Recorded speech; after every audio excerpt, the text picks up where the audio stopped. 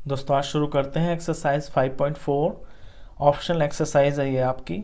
इसका question number 1 करते हैं।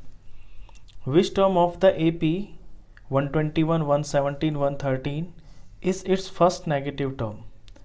देखिए आपको एक एपी दी हुई है और ये जो एपी है ये डिक्रीजिंग होती जा रही है, यानी यहाँ 121 है, फिर घट के 117 हो गया, फिर घट के 113 हो गया। तो ऐसे ही ये डिक्रीज होती जा रही है, तो कहीं ना कहीं जाके इस एपी का टर्म नेगेटिव भी हो जाएगा। अब घटती जा रही है तो कहीं जाके ये तो ज़ीरो हो जाएगी, कहीं पे माइनस भी हो सकती है। तो पहली जो टर्म है ना इसकी माइनस, वो कौन सी होगी, यानी कौन से नंबर वाली टर्म जो है इसकी फर्स्ट नेगेटिव टर्म होगी। तो इसका मतलब ये है कि इसमें आपको n निकालना है जिस पे आपकी टर्म नेगेटिव हो। तो देखिए ऐसे शुरू करेंगे इसको। सबसे पहले तो आप अपनी एपी लिखिए,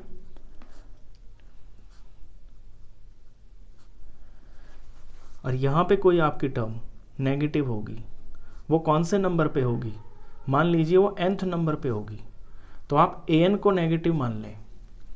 तो लेट कर लें, let an is first negative term.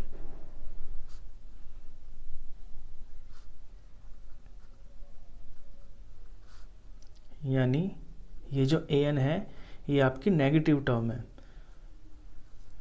तो अब an की वैल्यू को किसके बराबर रखेंगे। देखिए जब कोई चीज़ नेगेटिव होती है तो वो ज़ीरो से तो छोटी होती है, तो इसे आप ज़ीरो से छोटा रखें इस तरह से, यानी कि an आपका ज़ीरो से छोटा है। अब an की वैल्यू यहाँ पे भरते हैं, फॉर्मूला भरते हैं a + n - 1d छोटा होना चाहिए आपका ज़ीरो से। इसमें आप वैल्यू भरें अपने एपी में से।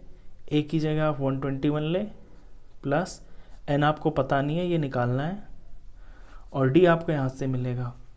d इस क्वेश्चन में आपका हो जाएगा 117 - 121, यानी कि d हो गया आपका -4। तो यहाँ -4 भरना है आपको, और ये सारा छोटा होना चाहिए ज़ीरो से। अब इसे सॉल्व करते हैं। 121 ये -4 n से मल्टीप्लाई होगा तो आपका -4n हो गया, -4 -1 से होगा तो ये +4 हो गया। सारा छोटा होना चाहिए ज़ीरो से। आगे सिंप्लीफाई करते हैं तो नंबर और नंबर हो गए आपके 125 और -4n छोटा होना चाहिए आपका ज़ीरो से। अब इसे सिंप्लीफाई करें। इसमें क्या करते हैं, ये -4n है ना, जो इस -4n को मैं दूसरी तरफ ले जाता हूँ तो ये -4n इधर चला जाएगा और 125 इधर रह जाएगा। अब जब ये -4n इधर जाएगा तो इधर मूव करके आपका प्लस हो जाएगा, तो प्लस की हो गया ना। इसी तरह करते थे ना जब हमारी इक्वेशन बनती थी = में, इधर जाके साइन चेंज हो जाता है, तो यहाँ भी साइन चेंज हो जाएगा आपका। तो 4n बड़ा है 125 से, तो n की वैल्यू अगर खाली निकालनी है तो ये आएगी 125/4। अब इस तरफ आके डिवाइड हो जाएगा, तो यहाँ से n की वैल्यू आएगी आपकी, इसे डिवाइड करते हैं 125 / 4, 4 3 आपका 12, और ये 5, 4 1 4, 1 0 पॉइंट लगा के 0 आया, 2 पे 8, 2 फिर ये 0 और ये 5 पे 31.25, यानी n आपका 31.25 से बड़ा होना चाहिए। इससे बड़ा होने का मतलब ये होता है कि देखिए n तो आपके काउंटिंग नंबर्स होते हैं, n एक प्लेस होती है ना, जैसे ये पहली प्लेस, दूसरी प्लेस, तीसरी प्लेस, ऐसे ही अगर 31.25 तो ये प्लेस कहाँ आएगी, ये तो 31 के बाद ही आएगी ना, पॉइंट में कोई प्लेस नहीं होती है। तो इसका सिंपल सा मतलब ये है कि आपका जो n है ना वो 31.25 से बड़ा होना चाहिए, यानी कि वो 32 होना चाहिए। यानी कि जो 32th टर्म है ना यहाँ पे, यहाँ से नेगेटिव शुरू हो जाएगी। तो इसका आंसर तो आपको मिल गया। 32nd टर्म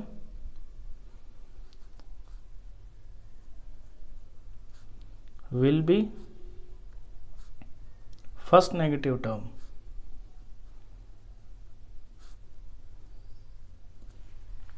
अच्छा, इस क्वेश्चन में एक चीज़ और है। देखिए यहाँ पे जब मैंने इसे सॉल्व किया ना, मैंने जब ये -4n बोला था तो इस पर थोड़ा सा ज़्यादा एफर्ट दिया था आपको कि -4n को इधर ले जाना है, लेकिन आप इसे सॉल्व दूसरी तरह भी तो कर सकते थे।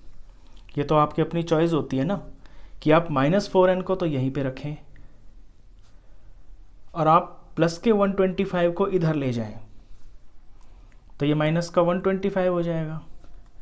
तो इस केस में क्या होगा, देखिए इस केस में क्या होता है, जैसे यहाँ ये डिवाइड होके ये प्रॉपर आ गया और साइन पे कोई फ़र्क नहीं पड़ा, साइन शुरू से जैसा का तैसा है वैसा ही रहा, लेकिन यहाँ ऐसा नहीं होगा। यहाँ पे क्या होगा, ये साइन उल्टा हो जाता है। वो क्यों होता है ये भी ध्यान से देखिए आप।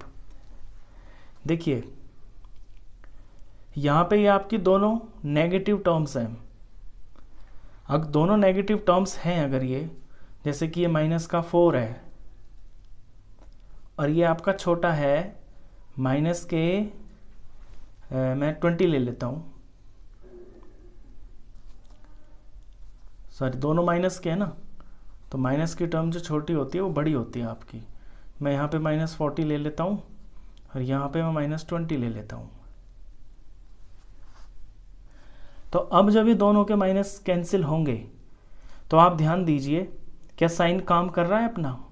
नहीं कर रहा, क्योंकि दोनों के माइनस कैंसिल हो गए तो अब जो साइन है ना वो आपका उल्टा हो जाएगा, ये चीज़, क्योंकि दोनों नेगेटिव में है। अगर इन्हें पॉजिटिव बना देंगे, आमने सामने साइन कट गए, तो साइन तो अब उल्टा करना पड़ेगा क्योंकि अब प्लस का 40 बड़ा हो गया। तो इसके अंदर ये एक बात है जो आपको ध्यान देनी है। तो माइनस अगर कट गए आपके तो फिर आपका साइन उल्टा हो जाएगा 125। तो अब यहाँ से n की वैल्यू निकलेगी आपकी 125/4। उसके बाद सारा सेम टू सेम यही है, बस इसमें यही चीज़ समझाने की थी कि जब दोनों तरफ माइनस होता है तो साइन उल्टा क्यों हो जाता है, क्योंकि दोनों माइनस कटने के बाद आपकी जो पहले छोटी वैल्यू थी ना वो अब बड़ी हो जाएगी। आगे तो सेम टू सेम वही है जो ये है। कर देते हैं solve.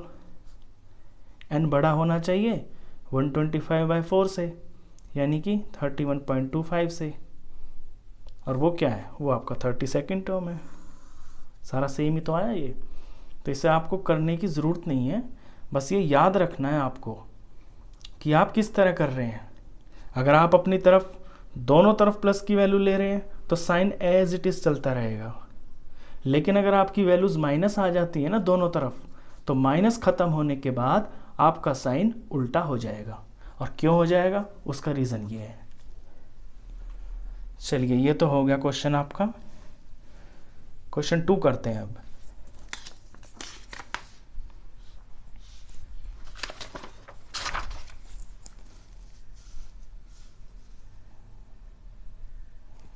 The sum of the third and the seventh terms of an AP is 6। किसी AP का थर्ड टर्म और उसका सेवंथ टर्म, उनका जो सम है वो 6 दिया हुआ है, यानी आपको दे रखा है थर्ड टर्म यानी A3 प्लस सेवंथ टर्म यानी A7। कितना दिया है सम? 6। ये दिया हुआ है आपको। आपसे पूछा है एंड देयर प्रोडक्ट इज 8। अच्छा, उसका प्रोडक्ट भी दे रखा है आपको, यानी 2 चीज़ें दे रखी हैं, A3 का और A7 का जो प्रोडक्ट है वो आपको 8 दिया हुआ है। ये 2 इन्फॉर्मेशन दे रखी हैं। अब आपसे पूछा find the sum of first 16 terms of the AP। तो आपको सम ऑफ फर्स्ट 16 टर्म्स यानी कि S16 निकालना है उस AP का, जिसकी 2 इन्फॉर्मेशन ये दी हुई हैं। अच्छा, अब इन 2 इन्फॉर्मेशन से आपकी इक्वेशंस बनना तो बहुत आसान है। तो यहाँ से शुरू करते हैं हम। देखिए A3 को लिख सकते हैं हम A+2 2D, और A7 को हम लिख सकते हैं A+6D इज इक्वल टू 6। यहाँ से ए और ए सॉल्व जब कर दिया तो ये आपका 2a आ गया और ये आपके 8d आ गए और इज इक्वल टू 6। इनमें आपको दिख रहा होगा कि 2 कॉमन है दोनों तरफ, तो क्यों ना मैं इसको डिवाइड कर देता हूँ ऑन बोथ साइड्स। तो लिखूंगा मैं language dividing by 2 on both sides. इसे 2 से डिवाइड करेंगे तो आपका a रह जाएगा, इसे 2 से करेंगे तो आपका 4 और d तो d रहेगा और ये आपका 3। तो ये छोटी होगी थोड़ी इक्वेशन। चलिए इसे यहीं पे छोड़ते हैं अभी। अब ज़रा अपनी सेकंड इन्फॉर्मेशन पे ध्यान देते हैं। देखिए a3 इंटू a7 ये आपको 8 के बराबर दिया हुआ है, तो इनकी जनरल टर्म लिखें अगर तो a3 होता है आपका a प्लस 2d और a7 होता है आपका a प्लस 6d और ये दिया हुआ है आपको 8। अब यहाँ पे क्या करते हैं कि a की जगह पे हम ऐसी वैल्यू लिख लेते हैं जो d की फॉर्म में हो और वो वैल्यू यहाँ से निकलेगी। मैं यहाँ से a ना 3 माइनस 4d बना सकता हूँ। a को मैंने d की फॉर्म में लिख लिया और इस वैल्यू को यहाँ पे पुट कर लिया, इसे नंबर 1 दे देते हैं। तो अपने इन दो ब्रैकेट्स में a की वैल्यू को ये पुट कर लेते हैं 3 माइनस 4d a की जगह पे और प्लस 2d। इसी तरह से यहाँ पे 3 minus 4d plus 6d is equal to 8। अब इससे होगा क्या कि मेरा सारा का सारा जो वेरिएबल है ना वो 1 बन गया, यानी कि d में ही आ गई मेरी सारी इक्वेशन। अब इसे सॉल्व करते हैं तो ये बन गया आपका 3 माइनस 2d नंबर और d मिलके दोनों माइनस 2d। इसे सॉल्व किया तो ये आपका 3 प्लस 2d, क्योंकि यहाँ प्लस का बढ़ा है ना इस बार 6d और माइनस 4d, तो 2d प्लस का इज इक्वल टू 8।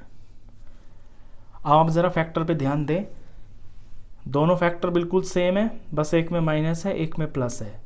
तो a minus b a plus b किसके अंदर आइडेंटिटी लग रही है आपकी, और आइडेंटिटी होती है a का स्क्वायर माइनस b का स्क्वायर, यानी 3 का स्क्वायर माइनस 2d का स्क्वायर के बराबर हो गए आपके दोनों फैक्टर्स।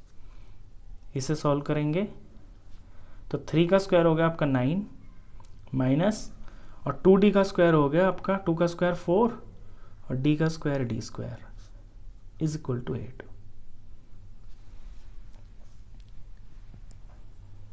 अब अपने d को एक तरफ रख लेते हैं क्योंकि मुझे d ही तो निकालना है यहाँ से, और नंबर को एक तरफ ले जाते हैं तो प्लस का 9 इधर जाके माइनस हो जाएगा। तो minus 4d square is equal to minus 1। Minus minus दोनों तरफ से कैंसिल हो गया, तो d स्क्वायर की वैल्यू आई आपकी 1/4। अब d की वैल्यू कितनी होगी 1/4 का अंडर रूट, क्योंकि जो स्क्वायर होता है जब वो हटता है तो दूसरी तरफ उसकी जगह पे स्क्वायर रूट लग जाता है। 1/4 का अंडर रूट आ गया है और ये आएगा आपका प्लस माइनस में, क्योंकि अंडर रूट की आपकी 2 वैल्यूज़ आती हैं, प्लस की और माइनस की।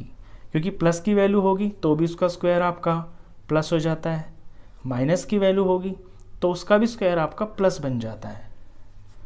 तो यहाँ से जो d बनेगा ना आपका वो आएगा प्लस माइनस 1 का अंडर रूट तो 1 ही होता है, 4 का अंडर रूट आपका 2 होता है, यानी d आपको पता चल गया। अब जो d है ना आपके, ये 2 d आए हैं। एक तो d आया आपका प्लस का 1/2 और एक d आया आपका माइनस 1/2। 2 d आ गए हैं आपके।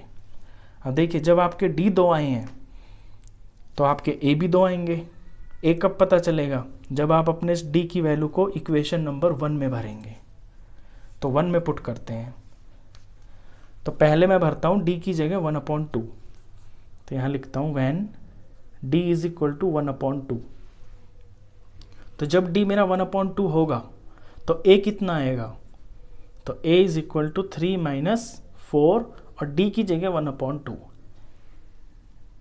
आगे से सॉल्व किया तो ये बन जाएगा 3 माइनस, ये 2 इससे कट गया, 2 पे 3 माइनस 2 यानी कि 1। जब d को मैंने पॉजिटिव रखा तो मेरा a आया 1। अच्छा, यहाँ पे मैं नेगेटिव रख लेता हूँ। When d is equal to minus 1/2, फिर मेरा a कितना आएगा, तो फिर d की जगह माइनस की वैल्यू पुट करके भरेंगे, -4 और d की जगह -1/2। तो a कितना आएगा, 3 माइनस, देखिए माइनस इंटू माइनस ये आपका प्लस हो गया और 2 से 1 कट गया और ये 2 आ गया, तो 3 + 2, 2 × 1 = 2, तो a आया आपका 5। तो यानी आपके 2 तो d आए और 2 ही आपके a आ गए, और आपको निकालना था S16 यानी सम ऑफ 16 टर्म्स। तो पहले तो इससे S16 निकालेंगे, जिसमें a है मेरा 1 और d है मेरा हाफ। तो S16 का क्या फॉर्मूला हो जाएगा, 16/2, 2a, a की जगह 1 प्लस n-1 यानी कि 15 और d कितना 1/2। 16/2 8 हो गया, 2 × 1 = 2 हो गया, और ये आपका 15 × 1 = 15 और बाय 2, तो 15/2 हो गया। 8 का 8 अंदर ब्रैकेट में, 2 × 2 = 4 और 4 + 15 यानी 19/2। अब ये 2 आपका 2 1 पे और ये 8 4 पे, 2 से कट गए दोनों, बचा क्या 4 × 19, और 4 × 19 होता है आपका 76। तो एक S16 तो आपका 76 आ गया। कब, जब आपका a तो था 1 और आपका d था हाफ। अब आपको दूसरा भी निकालना है क्योंकि 2 ही a हैं आपके, 2 ही d हैं। तो अब निकालेंगे आप इसका S16। तो ये भी फॉर्मूला यही हो जाएगा 16/2, 2a, a इसमें क्या है आपका 5 प्लस n-1 यानी 16 - 1 यानी कि 15, और d इसमें आपका नेगेटिव है -1/2। सॉल्व किया, ये आपका 8 आ गया, ये 2 5 = 10 हो गया, ये माइनस प्लस माइनस माइनस 15/2, 8 का 8 लिख लिया। ब्रैकेट को सॉल्व करें, 2 × 10 = 20 और 20 - 15 यानी कि 5/2, ऊपर 5 आ गया, नीचे 2, ये 2 आपका 1 पे कट गया, ये 8 4 पे आ गया, दोनों 2 से कट गए और 4 और 5 बच गया ऊपर, यानी 4 × 5, ये आ गया आपका 20। तो इसका S16 आपका 20 आ गया।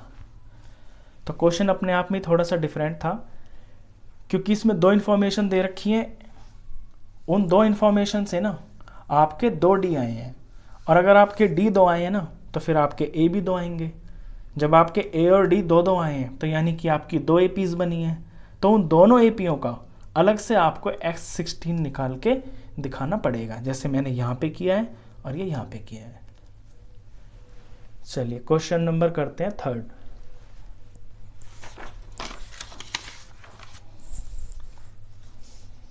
क्वेश्चन नंबर 3rd काफ़ी इंपॉर्टेंट है, बहुत अच्छा क्वेश्चन है, बुक से रीड करते हैं इसको। A ladder has rungs 25 centimetre apart. Rungs बोलते हैं इनको, ये जो पैड़ियाँ होती हैं ना जिन पे पैर टेक के ऊपर चढ़ते हैं, इन्हें रंग्स बोलते हैं। 25 सेंटीमीटर अपार्ट यानी कि इनके बीच में जो गैप है ना वो आपका 25 सेंटीमीटर है, एक पैड़ी में इससे फिर दूसरी वाली पैड़ी में। फिगर में देखिए आप, ये दिखा भी रखा है यहाँ पे कि यहाँ से यहाँ तक का 25 सेंटीमीटर गैप है। The rungs decrease uniformly in length from 45 centimeter at the bottom to 25 centimetre at the top.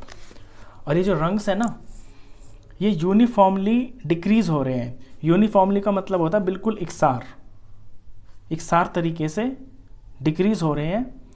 45 नीचे है और डिक्रीज होते होते होते बिल्कुल टॉप पे 25 सेंटीमीटर का रंग बच गया।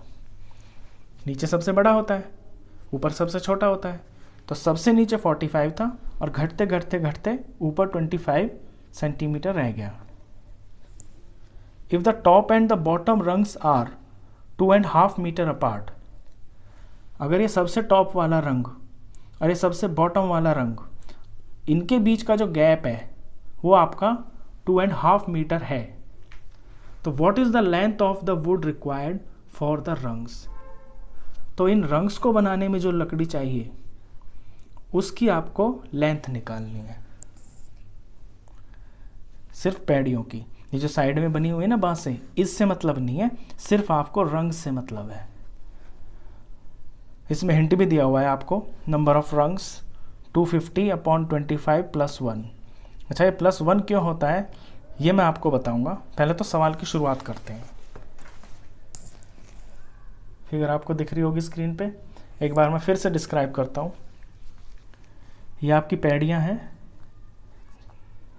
सबसे नीचे वाली 45 सेंटीमीटर की है, यूनिफॉर्मली घट रही हैं ये, और सबसे ऊपर वाली आपकी 25 सेंटीमीटर है।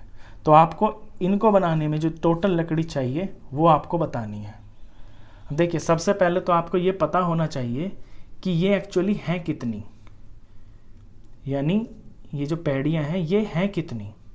जब ये आपको पता चल जाएगा तो यानी कि आपको n पता चल जाएगा। AP तो आपको दिख रही है इसके अंदर, AP कितनी सिंपल है, इसमें 45 है, आपकी फर्स्ट टर्म 45 है, आपकी लास्ट टर्म 25 है। S लग जाएगा, SN वाला फॉर्मूला लग जाएगा, लेकिन N तो पता नहीं है ना इसके अंदर। तो सबसे पहले तो N निकालेंगे, यानी कि नंबर ऑफ रंग्स।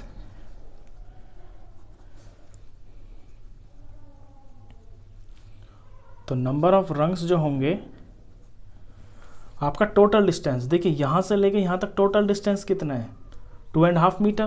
पहले मैं फॉर्मूला लिख देता हूँ,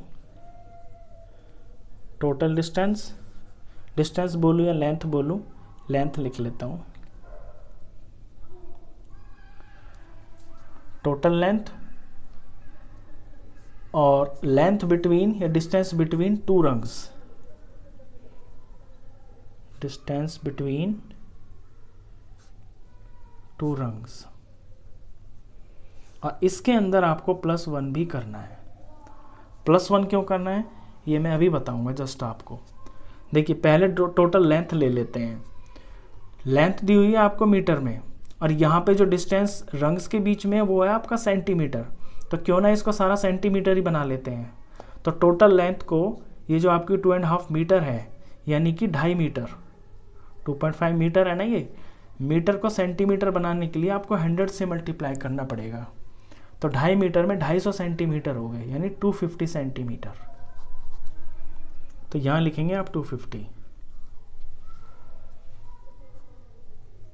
और डिस्टेंस बिटवीन टू रंग्स ये तो दिया हुआ है 25 सेंटीमीटर। और +1, CM से CM कट गया आपका, ये आपका 10 आ गया, और ये +1, ये आ गया टोटल 11।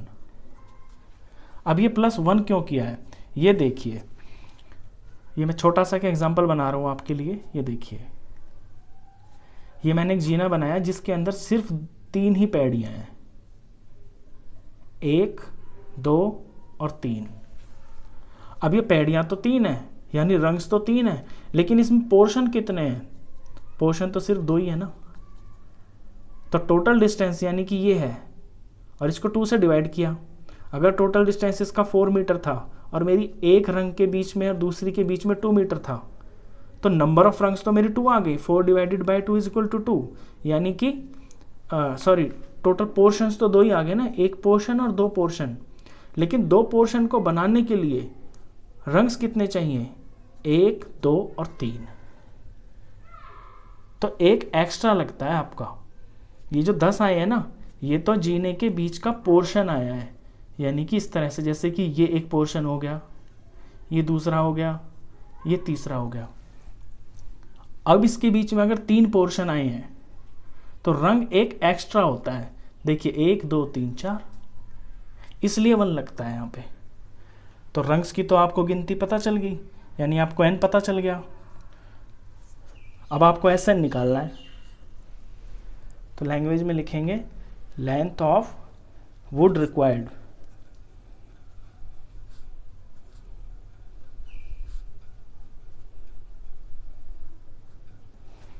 देखिए AP क्या बन रही है आपकी, 45 से शुरू हो रही है, 25 तक घटती हुई जा रही है, यानी 45 तो है आपका फर्स्ट टर्म और घटते घटते घटते 25 है आपका लास्ट टर्म।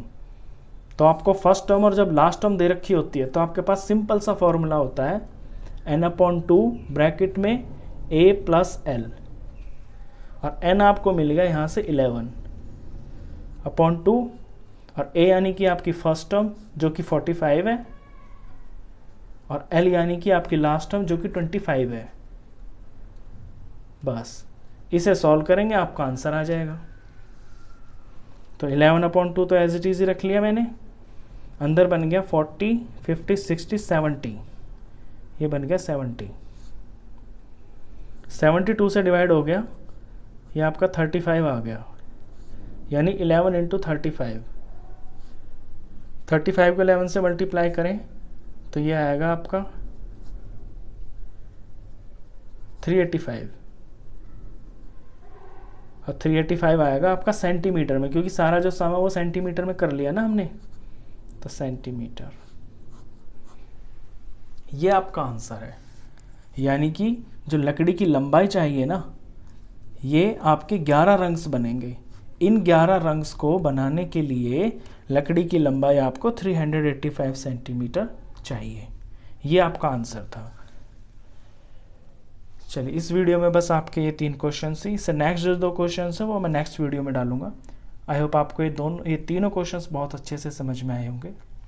वीडियो अगर अच्छा लगा हो तो प्लीज़ इसे लाइक कर देना, फ्रेंड्स में शेयर कर देना, क्लासमेट्स में भी, और 10th क्लास का कंप्लीट मैथ्स पढ़ने के लिए आप इस चैनल को भी सब्सक्राइब कर देना। Thank you.